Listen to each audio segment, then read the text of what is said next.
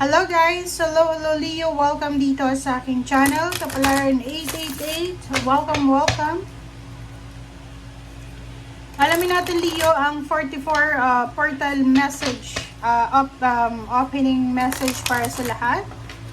The general reading, so gamitin mo yung intuition sa panunood. So tingnan natin Leo kung ano ba ang message na para sa'yo. So comment down below if you resonated. Okay, first card natin is live in the moment. Second card is turn over a new page. Wow.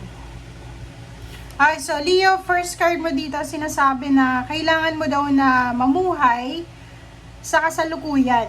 Kung ano daw Leo yung hinahanap mo ay nasa iyo na.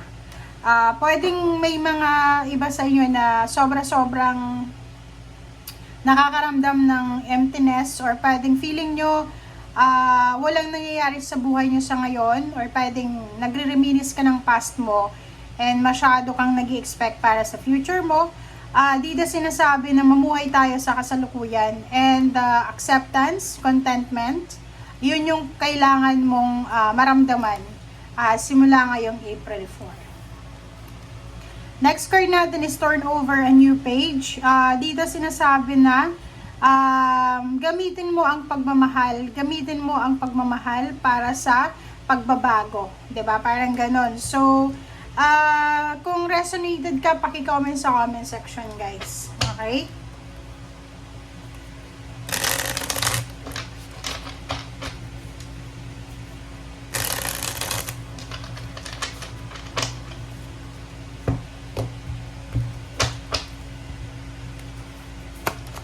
Okay.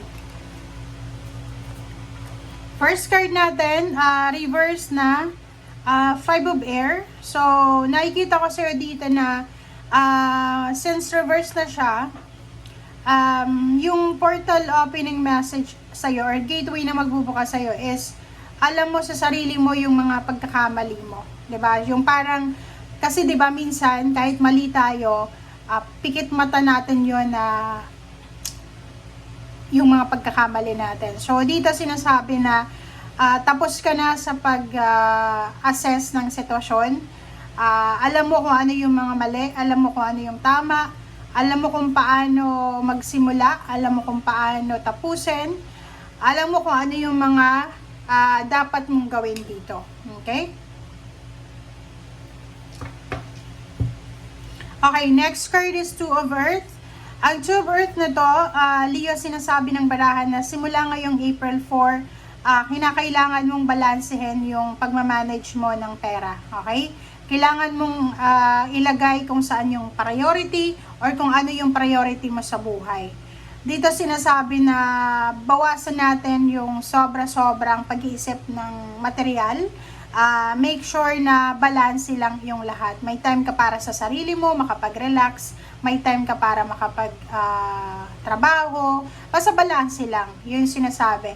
And as much as possible, kung may mga Leo na siguro dati sobra kang magastos, simula ngayong April, dito mo marirealize na mali yung ginawa mo dati. So, pwedeng marami kang mga bagong ideya kung paano kumita or mag-ipon ng pera ngayon.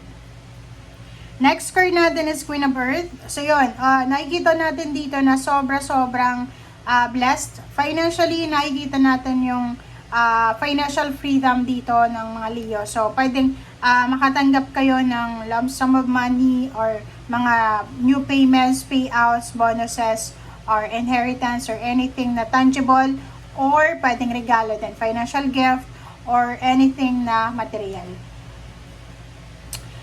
Two of Fire, dalawang tao ito. So, pwedeng pareho silang Leo, pareho silang fire sign, Leo are Sagittarius, or kung ano man na zodiac signs. Etong taong to, nagpaplano silang dalawa. They're partnering sa kung ano man na plano nila para sa future. So, ang dalawang ito ay pwedeng magkaibigan, mag-asawa, mag-ama, mag-ina, mag-boyfriend, mag-girlfriend, live-in partner. So, nagpaplano sila para sa financial freedom.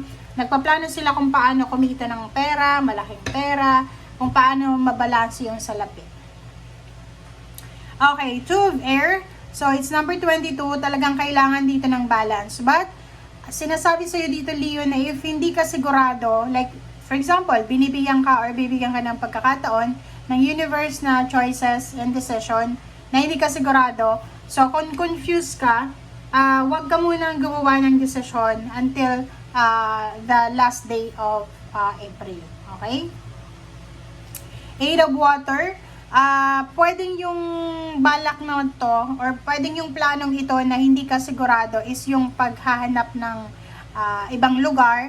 Pwedeng hindi ka sigurado kung ano yung plano mo, like for example yung dati gusto mong mag-ibang bansa, pwede ngayon hindi ka sigurado kung ano ba talaga itong plano mo, kung saan ka pupunta. But nakikita natin yung ibang Leo, posibleng may plano silang mag-travel, lumipat ng tirahan, ng bahay, ng trabaho, hanapin kung saan sila pwedeng magkaroon ng empowerment, hanapin kung saan sila makakakuha ng katuparan ng pangarap nila. Parang ganun. Okay. Seven of Air, dito sinasabi ng baraha, mag-iingat yung mga Leo kasi sa buwan ng Abril, or hindi naman lahat ng Leo pwedeng makaresonate dito. Pero yung mga ilan, maging aware kayo, maging cautious kayo kasi posibleng kayo ay maging subject or biktima ng panluloko, panlilinlang, financial or emotional scam. Okay? Next card natin is number 5, Wise Counselor. So, may mga Leo dito na posibleng makakapag-isip ng mga additional learnings. Pwedeng yung iba magmamasteral or doctoral, or pwedeng yung iba mag-aaral sila ng mga additional skills. Or pwedeng language. Okay, next card is the Empress, number 3. Dito naman sinasabi na may mga unexpected na new beginnings. Pwedeng newborn na baby, may mga binyagan, may mga birthday celebration, may mga offer ng business, offer ng work, offer ng career, or posibleng new place or new residence or new zip code. Okay? Emperor and Empress is number 3, number 4. So, babae ka man or lalaki, it's your energy. Sinasabi na kung ano yung nawala sa'yo, Leo, ay marireclaim mo to. Pwedeng nawalan ka ng pera, nawalan ka ng tiwala, or medyo hindi, or pwedeng nakaranas ka ng distraction. Dito sinasabi na maayos mo siya. So, magiging solid yung foundation, magiging stable, secured yung foundation mo. Kung halimbawa nawalan ka ng trabaho, pwedeng makabalik ka sa dati mong pinagtatrabahuhan. Pwedeng nawalan ka ng pera dati, or nawalan ka ng tiwala, or nawalan ka ng kakayahan. Dito sinasabi na ibabalik siya sa'yo ng universe. And may mga celebration na posibleng isa-celebrate ka this month of April. Yung Three of Water na to is all about celebration. Pwedeng it's all about the news, tungkol sa family, sa friendship, or tungkol sa community, or kung ano man to na possible na isa-celebrate. And last card natin is Ace of Fire. Ang Ace of Fire na to is sinasabi sa'yo na sa buong buwan ng Abril, maraming opportunities, new opportunities, lalo na sa trabaho and love life, na posibleng magdadala sa'yo ng sobra-sobrang confidence, excitement, and then pride. Okay? Thank you guys for watching and see you again. Bye!